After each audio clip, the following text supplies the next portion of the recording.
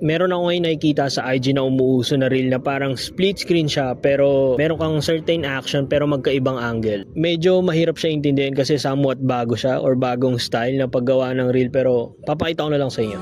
These days too blurred, I'm stressing my teammates deserve their blessing. My teenage years earned my set and I never got stopped. But the glass stay ready, yeah, shooting for the stars. I'm a work of art, you can feel my scars, brush strokes of love.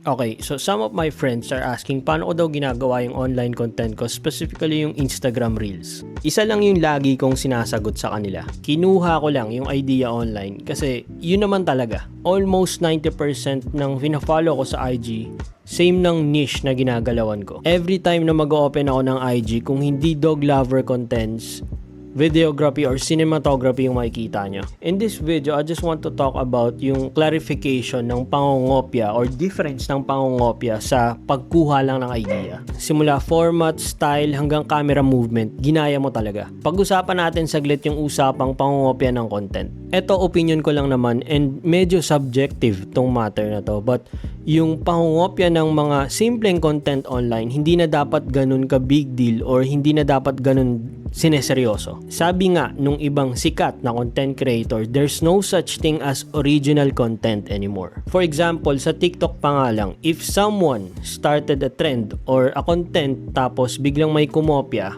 kapag naging mas maganda yung production and analytics nung mismong kumopya ng content, parang siya na yung magiging original nun. Ang pinaka-point ko lang naman kasi dito sa last na sinasabi ko is feel free to express your creativity online. Kung meron kayong nakita online, for example, yung idol nyo or someone na kaparehas nyo ng niche tapos bigla nyong naisipan gumawa rin ng sarili nyong content but on your own style, then go. Huwag nyo pipigilan yung sarili nyo maging creative dahil lang baka may mag-comment na ginaya or kinopya mo lang yan. Every great artist, meron din silang pinagkuhaan ng idea ng greatest art nila.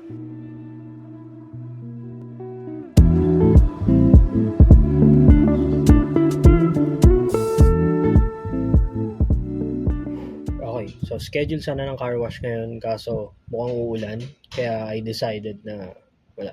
Next time na lang. Hindi malaman kung may bagyo or something pero minsan parang uulan pero hindi tinutuloy. Pero sana yung huling bagyo na dumaan last time, sana yun na yung huling pinakamalala for this year. Kasi June pa lang ang lala na nung bagyo na yun but usually nasa ganung buwan naman yung talagang kasagsagan or peak ng matitinding bagyo talaga dito sa Pilipinas.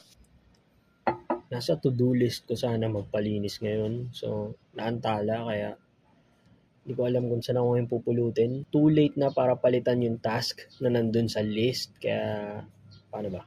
Papakain na lang siguro ng aso, tapos tulog kasi may pasok ako mamaya.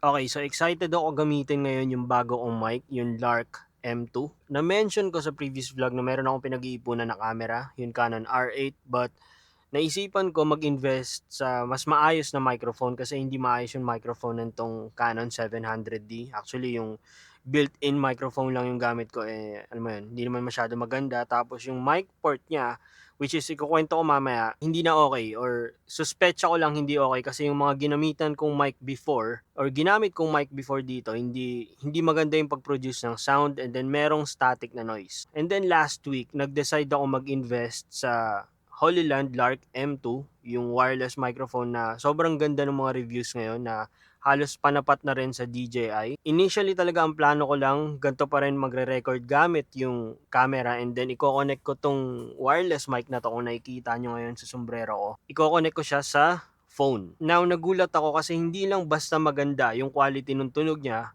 inayos niya rin yung issue or nagkaroon din ng solution yung problema ko dito sa pagsaksak ng microphone dito sa Canon 700D. Kagaya nung na-mention ko kanina, kapag naglalagay ako ng microphone, like yung last time na tinesting ko dito, yung Rode microphone, yung nandito nakalagay sa taas, tapos merong dead cat. Talagang kahit anong microphone yung itry ko, meron siyang static na noise, yung parang grounded or something. Pina-check ko na to dun sa gumawa ng camera ko before, yung LCD, kaso sabi niya, board daw yung problema and tatawagan niya pa yung Canon kung merong available na board pa for 700D kasi doon nga daw naka-attach yung microphone. So wala na ako nakuhang response sa kanya, hindi ko alam kung bakit but hinayaan ko na lang nag-move on na ako tapos kinuha ko na lang yung or bumili na lang ako nitong Holyland. Tapos nung kinonect ko siya ng wireless tapos gamit yung receiver, instantly nagawa yung issue. Nung nag-check ako nung sound kanina, nawala na yung static na noise, and I hope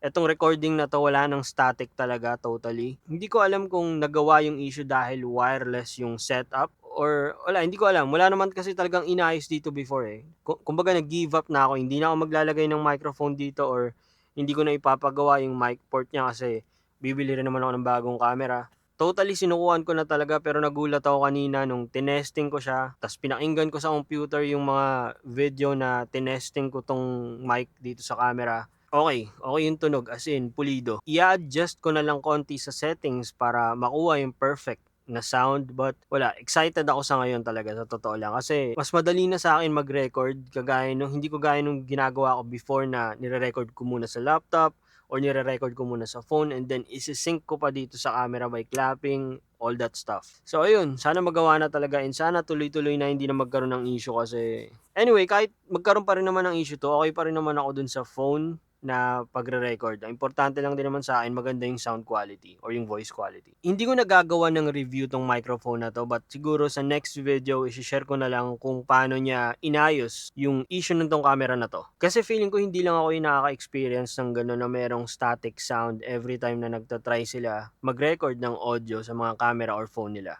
Yung speculation kasi nga, minsan yung problema daw sa wire or dun sa board, kagaya nga nung sabi nung tech ng camera, board daw nung Canon yung problema. But this time, I don't know talaga, inayos niya yung issue. Sobrang dun ako na-excite kaya paulit-ulit ko nasasabi. So, gagawa ko na lang ng experience ko about dito sa mic sa next video. But that's it. So, ayun, naka-break lang ako from work and babalik na ako. And thank you all for watching. See you again next time. Peace!